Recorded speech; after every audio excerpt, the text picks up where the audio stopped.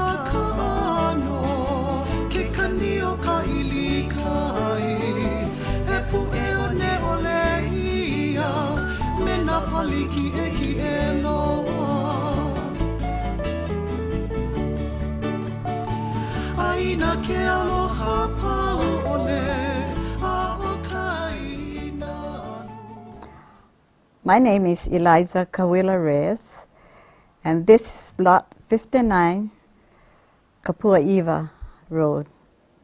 I live right in the front of the coconut grove that was built by King Kamehameha V.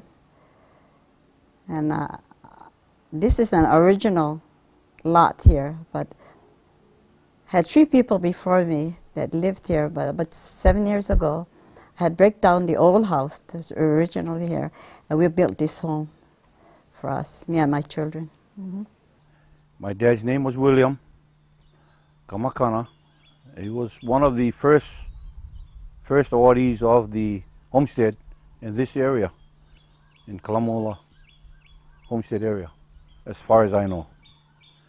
And I am the 2nd generation to be here, and I've been here for close to 50 years.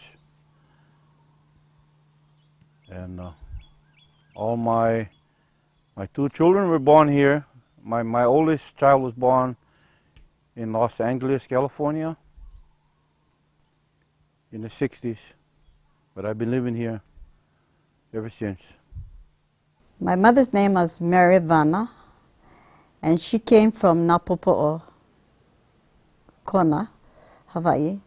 And my dad is James Kapi'o Po'oha, and my father came from Kalaupapa before the settlement. And then after that he moved up to Ualipu and Moloka'i. He was given a homestead land up there. And from there, then they came here, Kalama'ula, where they stayed. But it wasn't here on this lot here. It was more down on the west side. Okay, I think my dad came, like I say, my dad was here in 1920. As far as I can remember, it's a long time ago. And he made a living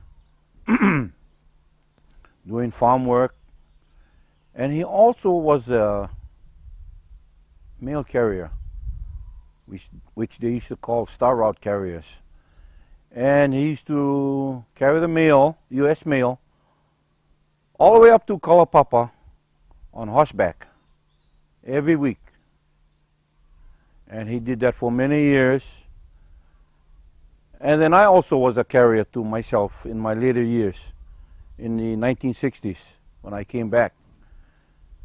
And we did the whole island of Molokai,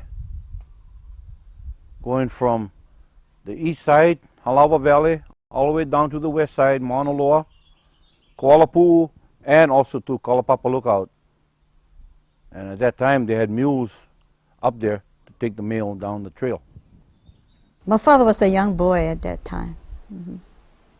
And he stayed with his parents. And my grandfather was Andrew Po'oha, and he was a carpenter there.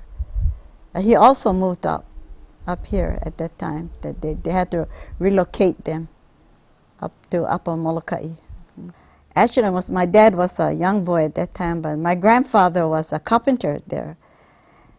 And when he moved out of Kalaupapa, he had in his money-wise, he had only $3.25, I think, at that time. And then they relocated up to Walipu and Moloka'i, and my grandfather helped Father Damien build the Lady of Sorrows at Walipu, Moloka'i. My dad has a U.S. mail contract with the federal government, and which they put out for bid, and that's how my dad got the bid. And it goes for so many years, and then they bid again, and he still had the bid for many years. So that's how we went. It was on a contract basis with the U.S. Postal Service. And that's what we did basically. But then we did a lot of farm work too. We did not farm, but we were my parents used to plant taro, tried to plant taro in where they were living, but it's too much salt. Salt always comes up, and it didn't work. It didn't work for my father, no. Water was a problem already, but I remember us, when it rains, it used to flood. That whole area used to flood, and I know that's why everybody down that area had to move out of there, move out of there. But my parents were located, they had agriculture land up Ho'olehua. And then after that, because of all this flooding, my parents had to move out of there, go on the agriculture land. And it was Hawaiian homes. Taro, just planting crops around our homestead. And we had our own water. We had a well back here. And that's how we grew our crops. And we made taro, and we even made breadfruit, ulu, poe, into poe. And we had our own cattle, we had our own pigs and chickens. Well, mostly for our own personal use, and then whatever we had left, we sold them. And even our cattle and pigs, yeah, to make a few dollars. Yes, we did, because we couldn't eat all of it. Well, we liked Hollywood because my parents had 40 acres, and we were raised on a horse, and my father had some cattle, but we had agriculture land for us to grow all our veggies, and everything. So, and we had even pineapple land at that time. And that was our living too, to have pineapple land. Every month my parents had $90 a month for the pineapple, yeah. I remember that very well. Well, when the pineapple came, I guess it came in the 30s, I think, 1930s. I can't remember when. But then, you see, like we had lands up at the Ho'olehua, farmlands. We had, people had 40 acres land, 30 acres of land. So at that time, we did not use the land. So the pineapple companies came in and they offered us monies to use the land. And that's how we made an agreement with them, like Libby's and Del Monte. My father used to go hunting all the time to Pala'au, and my father used to get like pigs and deer, and he comes home with fish. He takes his straw net, and we were well equipped with food. We didn't starve. And our main things that my mother has to buy was Hawaiian salt, flour, sugar. What was the main thing? Yeah, but that was the main thing. And every Friday, my father used to pound our own poi, because he used to buy bags of taro, to come home every Fridays, and that's how we get our poi. And we used to pound poi too. Yeah, my sister, to help my father out. They would pay us by the month, send us a check. And then at the end of the year, if they made money through the years, depends on how many tons they picked up from your lot. That's how the bonus was figured. And they would give us a bonus check. And that was it. But they would use the land, clear the land, and plant pineapples. And that's how it went for years, until the pineapple industry just closed down. And we helped my father skin all the deer and the pig, yeah. And then my mother comes out and helped my father chop out all the pork and everything. And we put it in a big crock with Hawaiian salt, because we didn't have any refrigerator, nor a stove. And we were brought up that way. We know what hard life is, because we came from there. But people in Moloka'i today, they think that we grew up with something special, but we were taught values in our family, very much, Mm-hmm.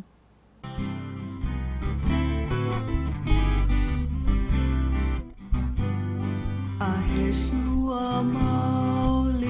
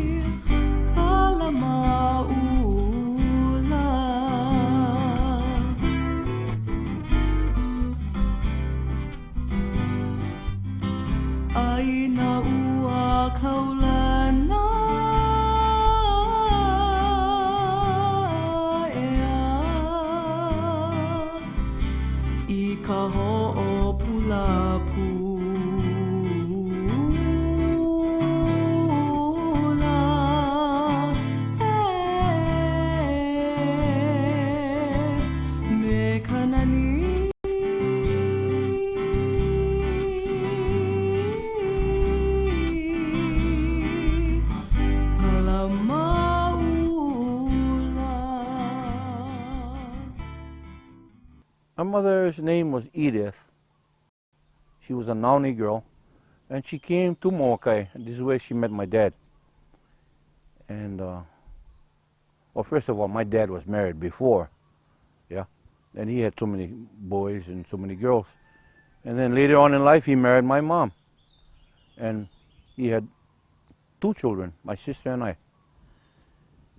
And my mom was a school teacher at, I remember at the high school, Moloka'i High School, and also she taught at the Kamakana Elementary School. So that's how we made a living. During the war, we all left and went to Honolulu and work because there were no jobs here. Even my dad, he gave up his job. He went to retire and he went to Honolulu to work at Pearl Harbor. Well, I guess because my mother was a teacher, she wanted us to get a little bit better education. And that was the main reason why I think she wanted to send us off the island, go to school. When we came back from Honolulu, the land where my dad we were living on was condemned. So they had to move across near the airport. And they awarded, how many acres? 30, 40 acres also, yeah. And they had their own pineapple and their own land. And the house is right now that house is right by the airport, that big white house. That was my dad's house. That's where they're living.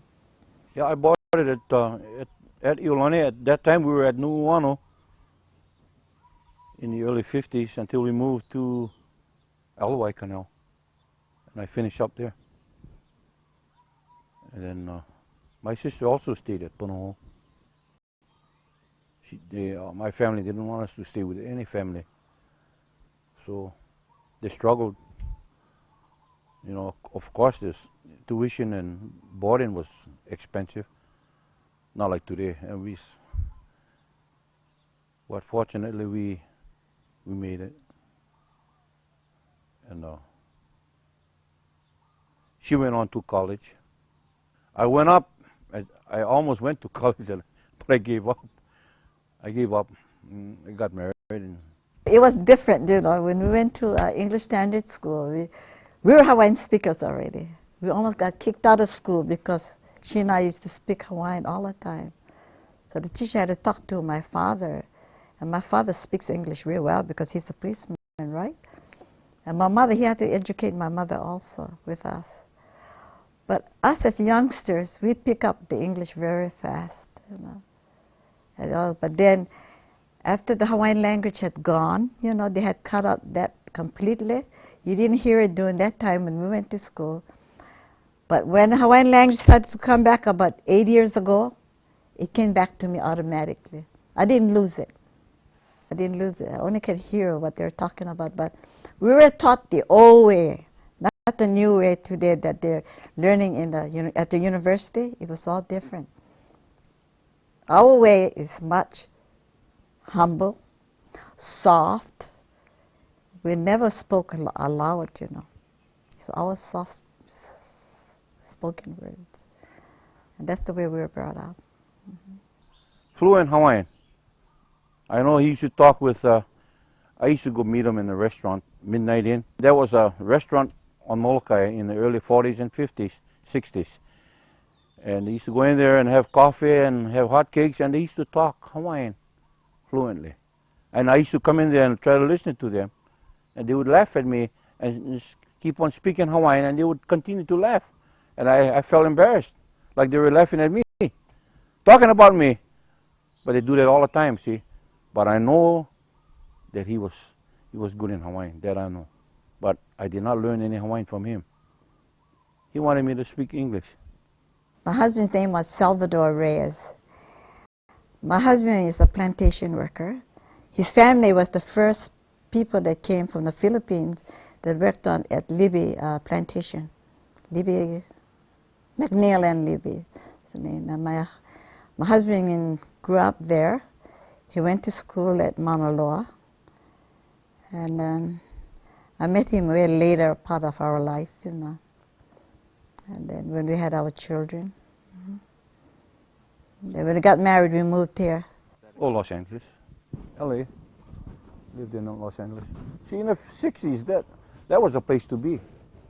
I mean, for a young person, LA was a place. Didn't have much crime.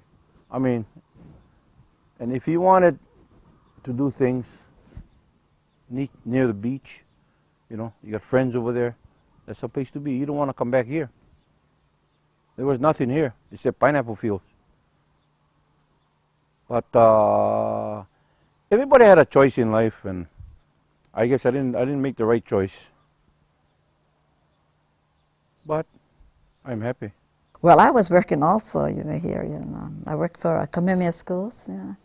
I was their Hawaiian studies teacher, and also a kupuna for them. So this is home for me and my children and my husband.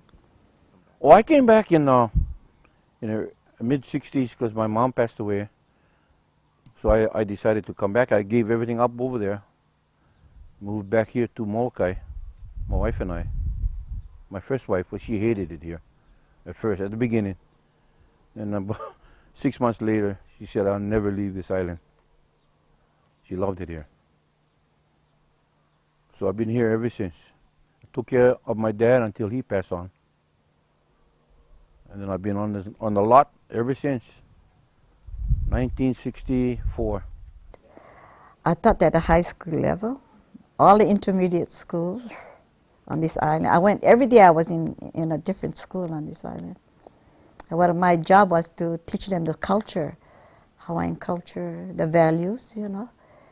But I went into the school as a kupuna to show them what the Hawaiian values are, how from my experiences, how I grew up. I teach them exactly. Never going to people's house without knocking the door that the people, you know, can ask you to come in. Never. And when you leave their home, you always give them a hug and say, Aloha auia, or I love you. And when they're small, they understand that, you know. I used to tell them, go home and say that to your kupuna, your grandparents, your parents also, you know. And that's the kind of values I cherished it today. I have 4 acres, you know, 3 acres here.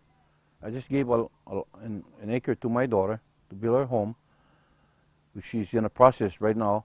And then I have 30 acres up at the whole Lehua. Well, today, the children are not like how we grew up, but we always tell them, you know, what our values were. For me, I tell my children about my experiences with my parents, because we didn't grow up with a silver spoon in our mouth. We worked hard for it, you know. And we learned how to cook our own foods and wash our own laundry. Like today, our children, we have to do it, sometimes do it for them. And that's wrong, you know. We always tell them, because I wish that you folks, you know, could do what we did, you know, when we were young. Because we used to do everything ourselves. You know. But the idea is to teach them values today. You know, today the children, $1 is not enough. Even $5 is not enough. But you have to make them work for it. To me, I make them work for it. You know, it costs money to raise children today.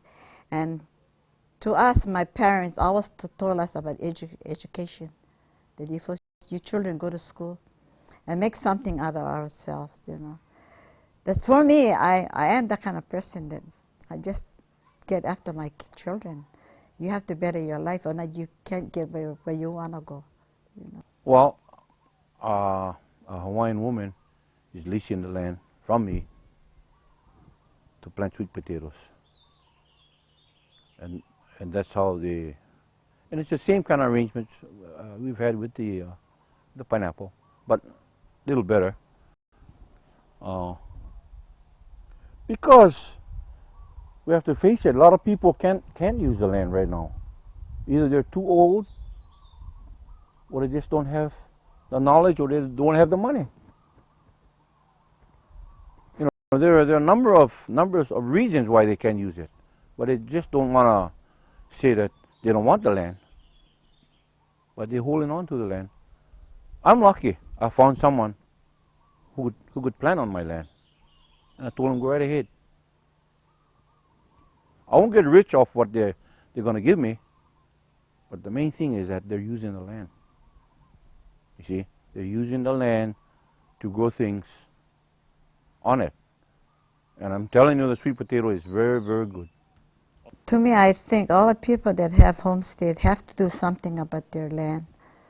You know, I sometimes I go to Holehua and I see all this land all wasted, and I picture all the pineapples that were growing. I picture people that growing their own corn and tomatoes and their own veggies. You know, I picture all of that. You know, and today I feel as though they should do something about it.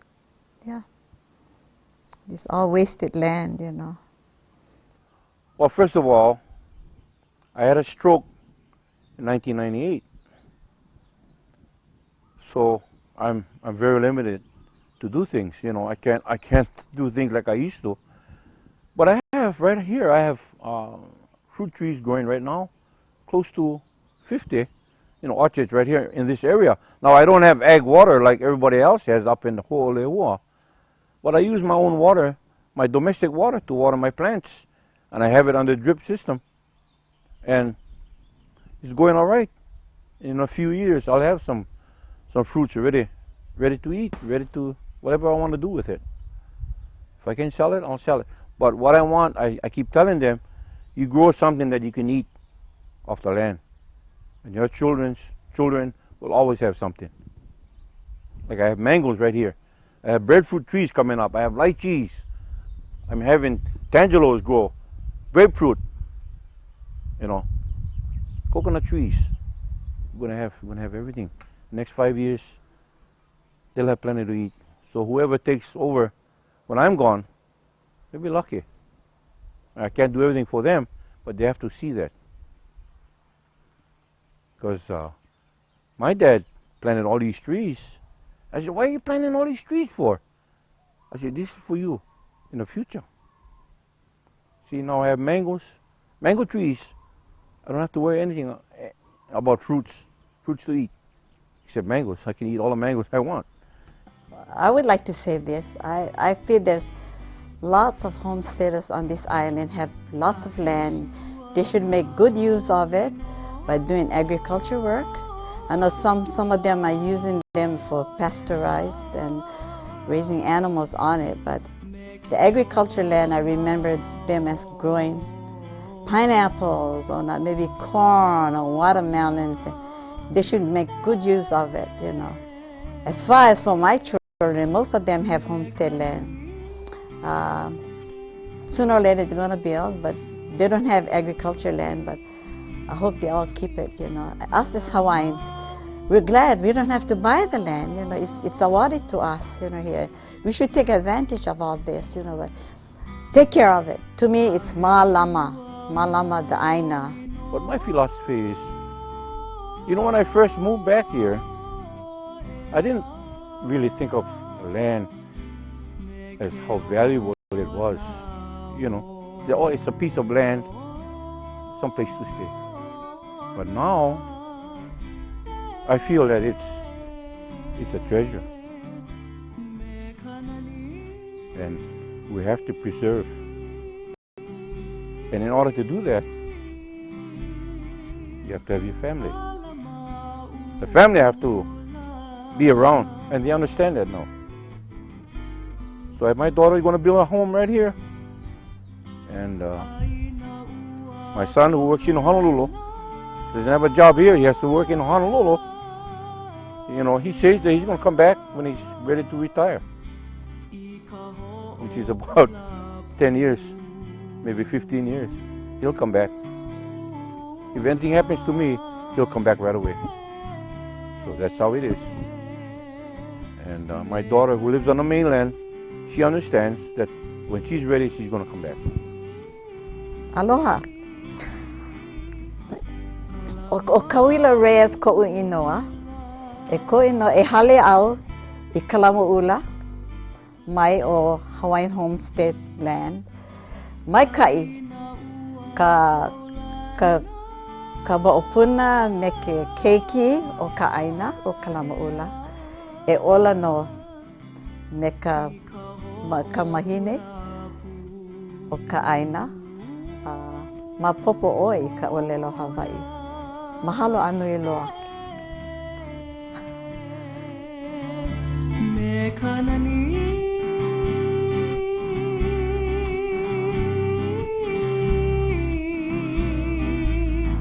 kalamaula